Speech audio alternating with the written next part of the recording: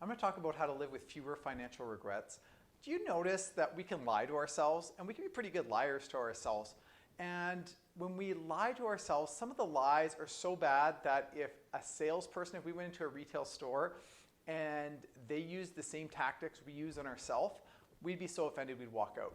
Yeah, listen, just buy this thing, and if you don't like it, don't eat it. Or, yeah, I know you've got one at home that does everything that this one does, but this one's newer, right? And so these are tactics we use to ourselves, and we want to identify when we're lying to ourselves. When we know that this is something we're convincing ourselves to buy something, we want to pause and go, hey, wait a second, I don't need that. I shouldn't be doing that. This is something that's not going to really help me out. The second point is think about what would a wise person do. So knowing my current circumstances, my future hopes and dreams, and where I've been, what would a wise person do? Would Warren Buffett cash out of the market to wait till things get better?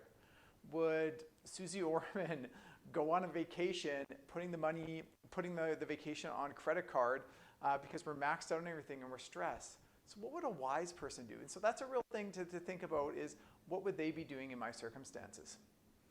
Number 3 is check your emotions. When we are stressed, when we are having marital problems, family problems, maybe we've had a health concern, maybe there's job issues, maybe our kids are acting up, we make bad decisions. We don't make the best decision in those times. And I've seen it time and time again. When someone's had a health concern, someone has had cancer, or they've had a bad diagnosis, well, their risk tolerance goes down dramatically. They just, hey, you know what? I don't have certainty in my life and my health, so I'm going to try to get it with my investments. And it can totally derail a plan, because you say, oh, we're going to get out of the market, and then we're going to wait because I'm really stressed, and then get back in, and there's never a great time to get back in. So I would examine if you're making a decision and there's some stresses in your life, like, hey, am I wanting to make this decision because that's actually what's best for me? Or is because I'm going through some circumstances, I'm under stress, I'm not making a good decision, and then examine that. Get outside of that before making a decision. And this last one's great.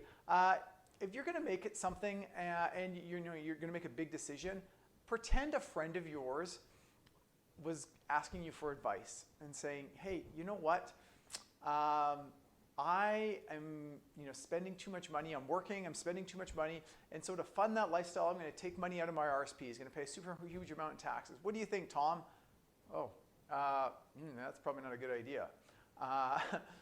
Or, you know what, I'm going to take my life savings and I'm going to go on a cruise because, you only live once. And so if you pretend you're giving advice to somebody else, you're able to look back and say, hey, this is probably not a very good decision. So I hope you like that. There's 4 points.